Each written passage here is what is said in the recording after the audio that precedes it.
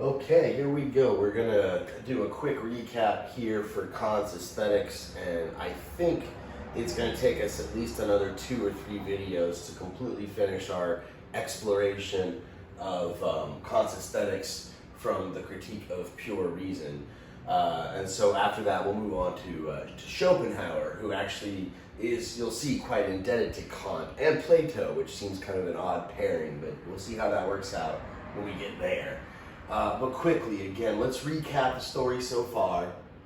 Kant, at the beginning of the critique, he establishes, he believes that taste is a faculty of judging an object or a method of representing it in an by an entirely disinterested satisfaction or dissatisfaction. The object of such satisfaction is called beautiful. So he concludes this, and he talks about other kinds of satisfaction, what he calls the pleasant and the good. These are based on either a personal sensation in myself, that it is subjective, purely subjective, and then the one that's based on the good is based on a conceptual satisfaction. But this is an entirely disinterested satisfaction. So when I say something's beautiful, that's what it's based on. Or if it doesn't do it for me, then it's not beautiful. I suppose it's ugly. Bullet point 2, the beautiful is that which pleases universally without requiring a concept. Okay, so this is also, I guess, a correlate of the first point. When I say something's beautiful, it's not because it fills some sort of conceptual expectation, right? The first example I think we came across was the flowers. If I see a bunch of flowers, it's not because they're beautiful because of the way they're arranged, perhaps, and it strikes me in a sort of way. But that arrangement has nothing to do with what it is to be a flower or what it is to be proportionate, even, he seems to think. Geometrically proportionate, right? Because you can even have some stuff that doesn't really even seem to have a sort of a pattern. That's why, the slide that I keep coming back to it, the slide here with the flowers, it doesn't really demonstrate any sort of, that's way back, wasn't it? Jeez. Doesn't demonstrate any sort of definite sort of pattern. But it is a pretty shot. It was I thought a very striking shot just because of the way the colors jumped out. Oh God, this was a stupid idea. There we go. Finally get to it. Right. So again, this is beautiful. This shot of the flowers is beautiful, not because it fulfills some conception that I had in my mind of how you're supposed to arrange flowers. I know so little about that, right? I'm not really, I'm not like a flower guy, I guess, but this jumped out at me, right? So it's not that this fulfills some conceptual expectation. That's not the kind of satisfaction that it provides. It's a different kind of satisfaction, right? It's a disinterested one, so it's not pleasant. It's not good, right? In that sort of sense. So it's not based on a concept. What else? So the third bullet point we're getting to here, and we're going to get to the new material,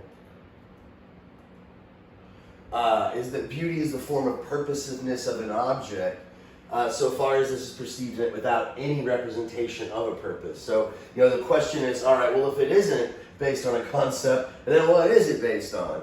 Well, he says, we see the object of beauty as having a purpose, but not in a conceptual sense, right? If I think of a bicycle, I think it's a good bike. It's good because it fulfills the purpose of being a bike, right? The wheels move. It's proportionate to my body. Well, it's good for me, I suppose. That's very contextual too. But still, it's based on some concept, right?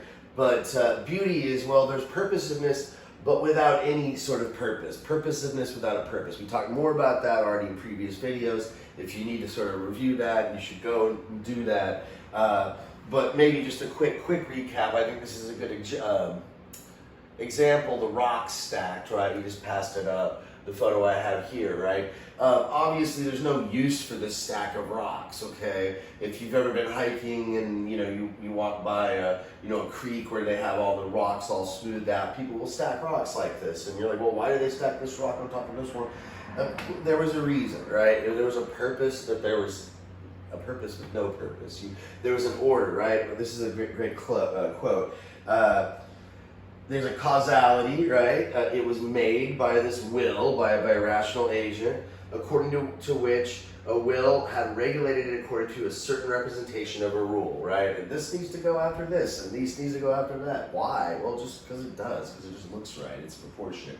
In this sense, I think there's a lot to do with balance and symmetry of the rods, right? You know, you have to use proper material, right? But why is it beautiful? Why is it striking to us? It's because it seems to be made with some intent, but yet it's just a work of art to be appreciated purely aesthetically, from a purely disinterested perspective. Okay, the last bullet point here is that the beautiful is that which, without any concept, right, we've already established that, he thinks, is cognized, right, is understood by the subject as the object of a necessary satisfaction. So we see it as necessary. And the point being, this is sort of the last point we ended on, this idea of common sense. Common sense, he's saying here, he's using this term not in its more colloquial meaning, but as this sort of idea that when we say something's beautiful, it's based not on, the judgment that we're making, we're assuming is a judgment that all people would necessarily have in themselves if they could see the object in the light that we see it, right? It's not seen as something that is possible but is necessary, right? And if they don't see it, if they don't see the object as beautiful, then they're missing something. They lack taste, right? They lack this ability of judging the object, right? So, obviously, when we say something's beautiful and somebody disagrees with us, we acknowledge that, right? We're like, well, yeah, but Kant's kind of saying here that if we really are being strict about what we mean by beautiful here, and maybe this concept has changed. I'm going to come to that at the end of the whole exploration here of Kant. That's kind of one of my criticisms I have of him, right? Perhaps there is this context in which the word beauty is used, in which all of this does apply. But I think that some people use the term a little bit more loosely than Kant seems to suggest. But nevertheless, right, he's saying that when we make these judgments of beauty, this thing's beautiful, because it's disinterested. It's not like a personal judgment. It's more of a universal pleasing thing, right? It pleases universally. That it's understood to be necessary, a necessary satisfaction. So if you're not seeing it, you lack taste, you lack aesthetic sentiment, right? Okay, so here's some new stuff, right, finally. And in fact, this is not really too much new stuff. He's kind of expanding on what he's already said before. But a little bit of new subtleties are added here in this quote. So let's read the quote. I've kind of sparsed it up a bit. But Kant says, in our aesthetic experience of beauty, of what we experience to be beautiful, he argues that the free play of our faculties is necessarily involved. We, again, already talked about this in previous videos. If you need to review that, I suggest you do. But unlike in logical judgments, see, this is sort of new stuff here. Our understanding is at the service of our imagination and not vice versa, okay? So remember, he says that the free play of our faculties, the faculties he's referring to are these two faculties. The understanding, our ability to understand things. If you don't know what that means, I don't know how else to explain it more than I have in previous videos, right? Our ability to make sense of what we are experiencing, right? To have a conceptual understanding of it, right? I'm using the word to explain it. Well, anyway, it's been a long day. So our understanding and our imagination, our ability to, I guess, picture things and construct images in our head and to think of possibilities and such. These two faculties are playing, right? There's this free play of these faculties when we have an experience of the beautiful, right? That's what beautiful is, right? That's what this purposiveness without purpose sets off in us, right? We see this object, we see a purpose, but we kind of don't. We're like, well, this object was made with some intent in mind, but the intent was really just to appreciate it aesthetically, not for a need that I have, like a personal need or desire, or not even because it fulfills a conceptual need, right? It's not based on a concept. But what it does is it makes my mind, because of this, because of the purposiveness without purpose, it makes my mind sort of get into this sort of frenzy where my imagination is trying to conceptualize it, right? Trying to use my understanding, right? And like he says, in logical judgments, our understanding is at the service of our imagination. So when we're, like, for instance, when you're trying to learn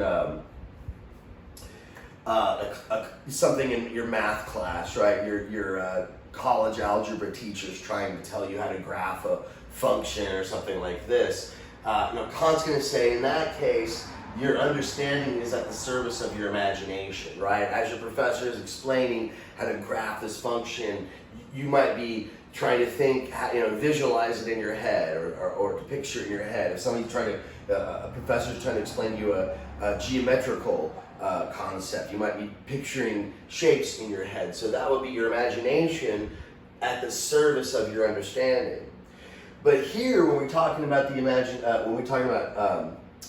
the experiences of beauty and judgments of beauty, the roles are reversed, right? The understanding helps facilitate this free play of the imagination, right? We see this work of art, and it strikes us as beautiful, and it makes our imagination go on this sort of just frenzy, right? We're just thinking about all of these different possibilities, probably all of us differently, right? Each is going to have their own unique experience of that work of art. But what won't be unique is that these two faculties there'll be this interplay.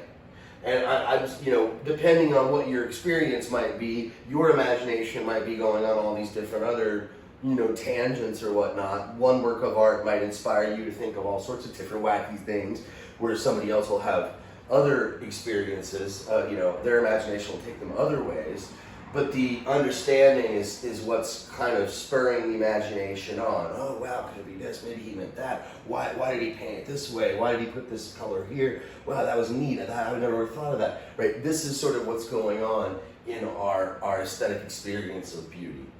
Okay, so again, the understanding facilitates the free play of the imagination. In logical judgments, the imagination assists the understanding in its conceptualizations. Okay, repetition. This is kind of just a thing that he throws in there, and he's starting to get to. We're going to eventually veer into a kind of a hierarchy of the arts at the end. This is sort of how our exploration of Kant will end. But we're also going to take a little sidestep into his exploration of what it is to be a genius. But this is some of the stuff where he's talking about, he's becoming the art critic, right? And he makes this point about repetition. We talked in the last video, I think, about ornamentation and colorization and things like this, detracting from the aesthetic experience of beauty, getting in the way, right, of pure aesthetic judgments. So let's read this quote here and see what Kant has to say about repetition. We'll probably have to translate it a bit, how he is, how Kant is as a writer. So he says, all stiff regularity, such as approximates to mathematical regularity, has something in it repugnant to taste. For our entertainment and contemplation of it lasts for no length of time, but it rather produces weariness. On the other hand, that which the imagination can play in an unstudied and purposive manner is always new to us, and one does not get tired of looking at it. I'm going to pause here just as a ... pauses.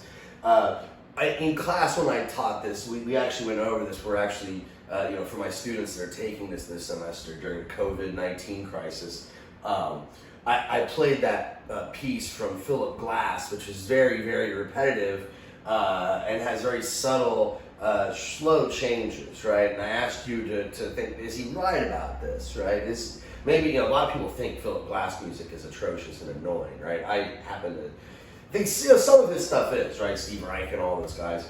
But I think a lot of these composers are great. Maybe I'll even put a link in the description to that Philip Glass piece I played. It was Facades from his Glass works, right? But Kant says no. Repetition is going to be sort of getting in the way of this free play of the imagination, right? If the understanding has to put itself in accordance with the order that it always needs by means of regularity, the object will impose a burdensome constraint upon the imagination. On the other hand, nature, which is prodigal in its variety, even to luxuriance, that is subjected to no constraint of artificial rules, can supply constant food for taste. Even the song of birds, which we can bring under no musical rule, seems to have more freedom and therefore more taste than the song, which is produced in accordance with all the rules of music. I wonder what Kant would have thought about some like modern jazz, some like free jazz and some of that stuff, like the Ornette Coleman and things like this. I suspect he would not have appreciated that kind of music, but he seems to, I think he'd have to maybe swallow his words here. But yeah, so this is an interesting example he's using of birds in nature, that because they're not constrained by, the constraints of, obviously Kant's a Westerner, so he's thinking of Western tonal music, and it's the circle of fifths and all this stuff, right? Music composition has certain rules and chord progressions that are sort of aesthetically pleasing, and for him that constrains. Especially, in song or whatever, but the song of birds just flitters and sort of jumps about, and so even that might even supply more sort of for the contemplation and the imagination. So this is a bit of a repetition too of what he's already said before about beauty not being something that is a conceptual thing, right? It doesn't fulfill a concept, right? And that's why you really, and a lot of the philosophers we looked at have kind of said this, that in a way you can't give a explanation or a reason why something's beautiful, because there really isn't one. Like, it's purposiveness without purpose, right? For Plato, that was a detractor. That was bad. For David Hume, it was just inevitable, right? And I don't want to review that too much, because I think we've already butchered the point. But let's read this quote to see what we add to this. I must immediately feel pleasure in the representation of the object, and of that I can be persuaded by no grounds of proof whatever. Although, as Hume says, all critics can reason more plausibly than cooks, yet the same fate awaits them. They cannot expect the determining ground of their judgment to be derived from the force of the proofs, but only from the reflection of the subject upon its own proper state of pleasure and pain, all precepts and rules being rejected. So Kant admits that critics, they can correct, he says this, they can correct and extend our judgments of taste. So if we're having a tough time really getting this out of a work of art, if we see a painting or a sculpture and it just doesn't do it for us, critics can help us sort of see what we're missing and get this going, get this free play of the faculties going.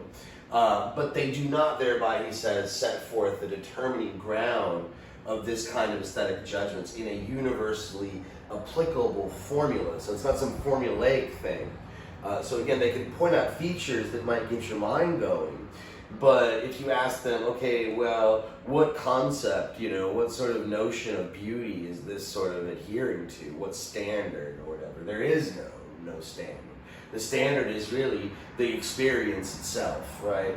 I guess the proof is in the pudding, and the pudding is our reaction to the work of art, right? Does it get us our mind going in this direction, right?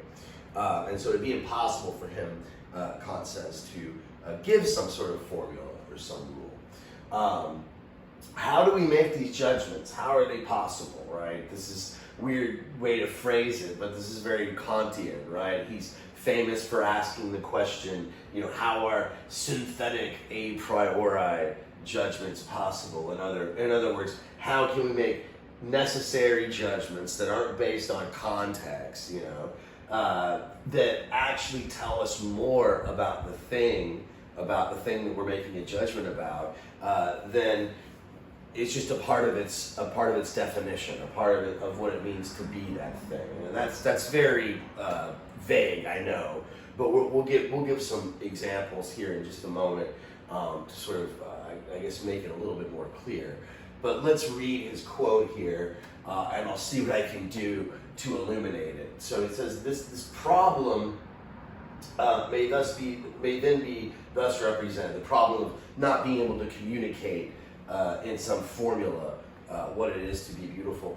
How is a judgment possible which merely from our own feeling, right, from our own experience of this interplay of our faculties, of pleasure, right, of disinterested satisfaction, independently of its concept, that we judge this pleasure, right, and again, this disinterested pleasure, not the pleasant, as we talked about in previous videos, attaches to the representation of the same objects in every other subject, right? In other words, it's a common sense. This is what communally anybody would experience if they saw the same beauty, or they saw the same thing. And that a priori, like necessary, right? Without waiting for the accordance of others, right? This is like, I don't have to wait and see and check and take a survey. Once I see this thing that I believe is beautiful, I am ready to unveil it to the world, right? Everybody else, I want to show it, shout from the towers, right? Judgments of taste are a priori and synthetic, right? So the a priori part, I think we've really spent enough time on, but the synthetic part, right? Again, this is distinguished from analytic, which I don't think the term comes up here, but in philosophy, we say, and this is a very simple definition of analytic, right? I probably get a lot of crap for this in the comments, okay? But this is not a course in analytic in contemporary analytic philosophy, right? So I know if you've read your Quine, it gets a little more complicated, right? But just to keep it simple, an analytic judgment, as opposed to a synthetic judgment, is a judgment that's just true by definition. So, for instance, a bachelor is an unmarried man, is one of the more famous examples of a analytic judgment. It's true by definition. To say that a bachelor is unmarried, it doesn't add anything to the concept of a bachelor, what it means to be a bachelor. So if you know the concept of bachelorhood, what it means to be a bachelor, the sentence, the judgment that bachelors are unmarried is analytic, right? It's just true by definition, is one way to put it, okay? Synthetic judgments are different, right? If I say that there's a bachelor who lives next door to me, that would be synthetic, right? The subject, the bachelor who lives next door, that is I know he lives next door, and it adds to, or it says something besides. But it's not a priori, right? To know that the bachelor lives next door, I have to go next door and check and ask him if he's single, right? You might kind of look at me weird, but that's what I have to do. But there are other ones, like for Kant, he's famous for asking this question: how are these judgments possible? And this is in the first critique, right? This he thinks is one of the most important questions to answer, and he's thinking of things also like ethical judgments, like that he focuses in the second critique, but also like in the first critique, he gets even into things like the laws of physics, right? So Newton's laws, right? For every action, there's an equal and opposite reaction. An object in motion stays in motion, etc. For Kant, these are necessarily true, right? Newton's laws, right? This is always the case, right? You know it's true no matter what the context, no matter what day of the week it is, no matter what time of the month it is, time of year, no matter what country you're in. It's always true that for every action, there's always an equal opposite reaction, okay? And that's a synthetic judgment, right, for Kant, because when Newton says this, he's talking about matter and energy, and he's not defining those terms. These are not definitional. When I say that an object in motion stays in motion, unless it's acted upon. I'm saying this about all objects, right? It's a priori, it's necessary for all objects, and it's not the definition of object. It tells me what of things about objects. He also thinks, like I mentioned, ethical judgments are this way, right? They're necessary, right? What's right is right, what's wrong is wrong, no matter what the context. There's problems with that view. You know, if you ever want to take an ethics class, you'll learn about those. But you know, he maintains that this is true. That ethical judgments are universally always true. Doesn't matter who you are. You know, it's a universal a priori. It's not depends on the person. Doesn't depend on the context. What's right is right. What's wrong is wrong. And when I decide what's right or wrong, it's not necessarily just a definitional judgment, but it actually tells me how to act, right? It tells me what I should do. It doesn't define action, but it tells me how to act. So it's synthetic, not just analytic, right? So he thinks the same thing is true, getting back to the main topic. He still thinks this is true about objects of taste when it's a matter of the beautiful, right? They're also synthetic a priori. They're also, you know, they're necessary. I don't need to wait for others. I don't have to wait and see. I know this is beautiful, man. If you don't think it is, you lack taste, right? I could be wrong, right? Like Kant admits, we make mistakes. These judgments could be an error, but that's how we experience them, right? When we're making that judgment, we understand them to be necessary, okay? And he says also they're synthetic, right? They add, okay, to our notion of beauty, right? They're always going to add something. They're not analytical. They don't define beauty. They add to the notion of beauty. Right? And there really isn't, I guess, I use the word notion because for him there's no concept. So how are these judgments possible, right? He says it's not the pleasure, right? So that would be pleasant, right? This food might taste pleasant, but the way that it's arranged is beautiful, you would say, right? The way it's arranged has nothing to do with its taste in my mouth and how it pleases my taste buds. You might eat it and think it's gross, and I might eat it and say, yeah, it's actually really good, right? So you might say, you know, I think the shrimp's not cooked enough, and I was like, well, I hate when they overcook it or whatever, right? But the way it's arranged, right? He says that's completely distinct from the pleasant. That's what makes this a beautiful arrangement has nothing to do with that. So it's not the pleasure, but the universal validity of this pleasure perceived as mentally bound up with the mere judgment upon an object, which is represented a priori in a judgment of taste as a universal rule for the judgment and valid for everyone else. So far, really kind of just repeating himself. It is an empirical judgment, right? So it's based on observations, based on the senses. I'm looking at this, and how do I know it's beautiful? Because I can see the way it's arranged, right? But it's just an empirical judgment to say I perceive and judge an object for pleasure, but it's an a priori judgment to say that I find it beautiful. Necessarily that I attribute the satisfaction to everyone, right? So this is a very special type of a judgment for Kant, but it does have these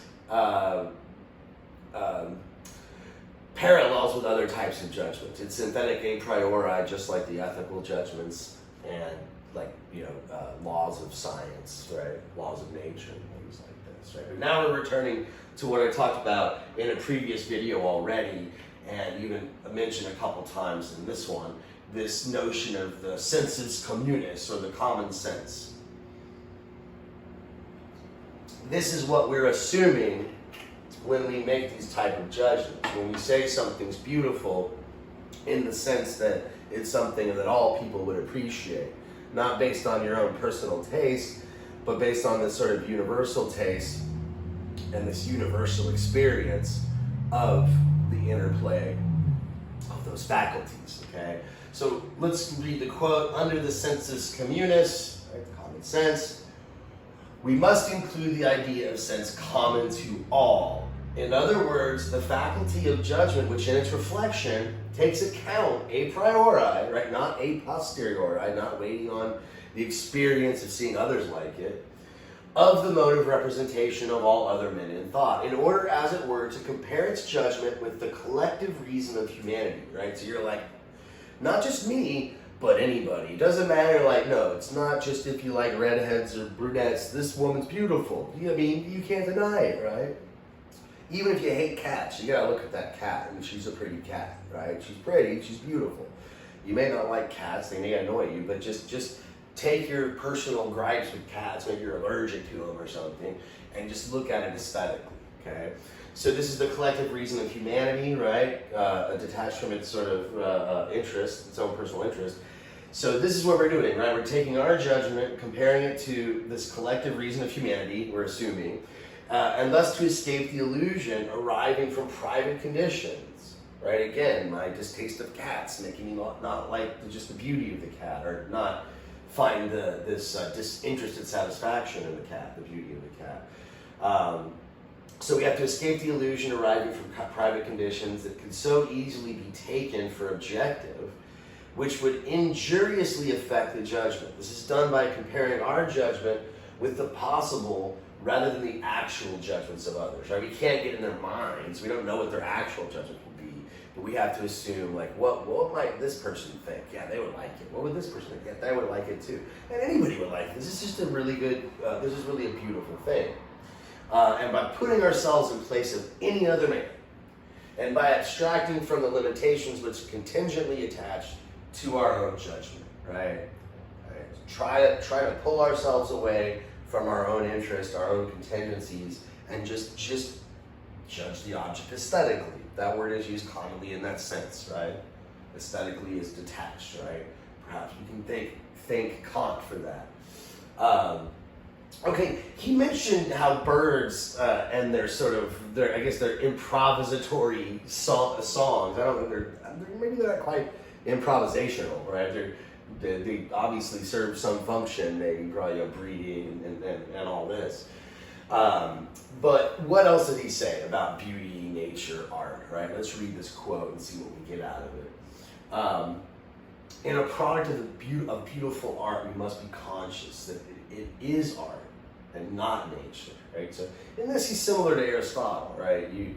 Art is something that couldn't have been done on its own, right? It couldn't have been moved into the place that it arranged the way it was by nature. It had to have an artificer, okay? It had to have an artist.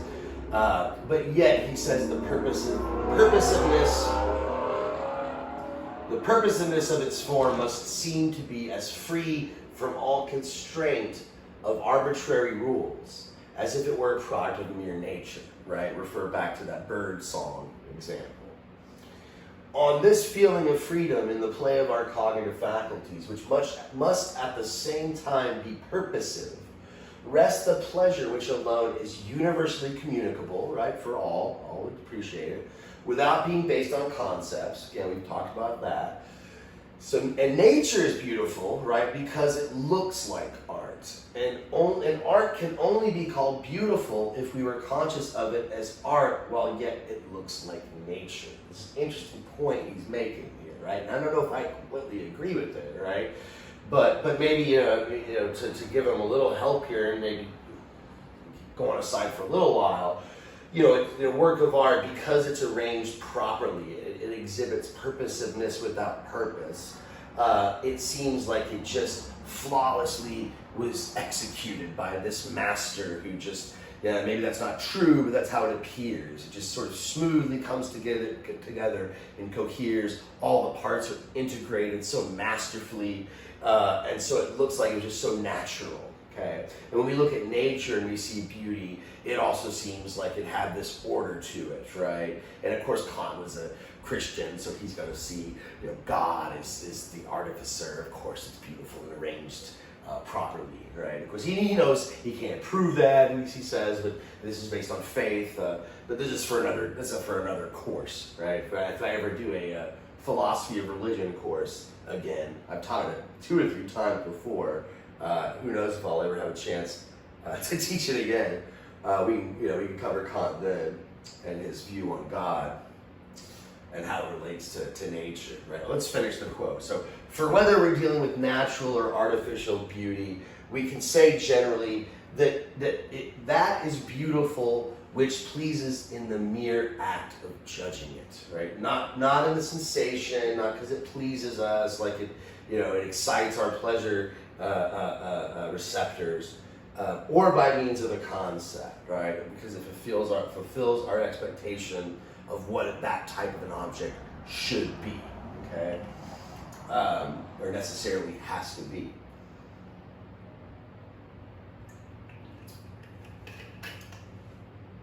All right, let's see where we're going from here, right? And this is actually, I think, just almost a elaboration on what I just said, maybe even a good example. The figure skater, so graceful and masterful, right? Does her trick, does her spin, does her, I'm horrible, I don't know, any terminology in figure skating, right? But executes her movement without any sort of, obviously there's probably high concentration, but it seems like she does it so flawlessly and naturally. She's an artistic genius, right? To sort of preview where we're going here. Right? So a product of art appears like nature when, although it's agreeing with the rules, according to which alone the product can become what it ought to be, is punctiliously observed, yet this is not painfully apparent, right? So she's following the rules of figure skating, and otherwise the judges wouldn't give her high marks, okay? But it's not painfully apparent, it's not stiff, it's not obvious, it looks like she's not even trying, right? It shows no trace of the rule having been before the eyes of the artist and having fettered his mental powers, or spontaneous, right? Ironically, this is something that Plato thinks detracts from the artist, right? He says this means the artist doesn't have knowledge because they can't conceptualize it, because they're just making their art off of inspiration. That sort of detracts from their brilliance. But Kant doesn't seem to think so, right?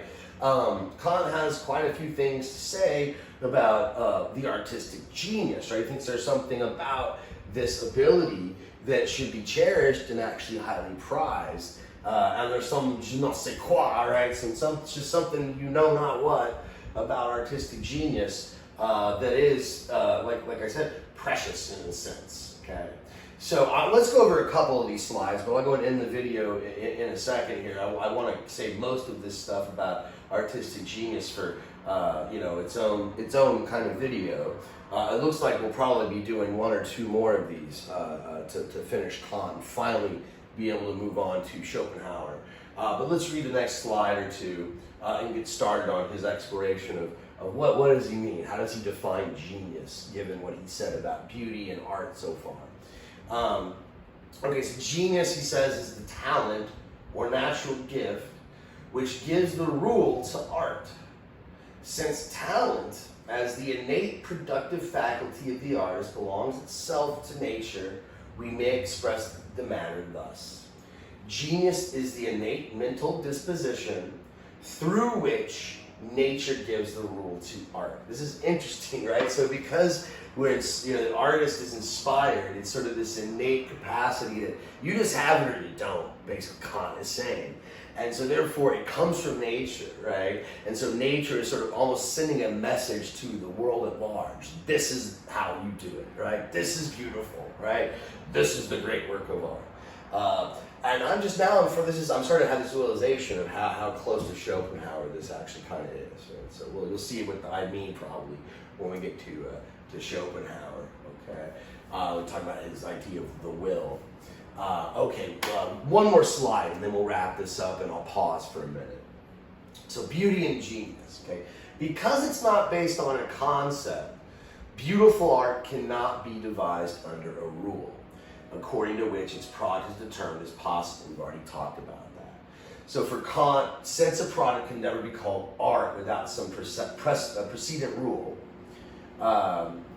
this means that nature must give the rule to art. In other words, beautiful art is only possible as a product of genius, right? This innate natural talent, right? So we'll start the next video by getting, a little bit more detailed about the 4 traits of genius.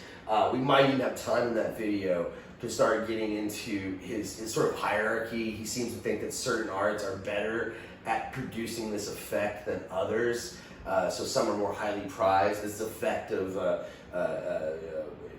making your minds have this free play of faculties.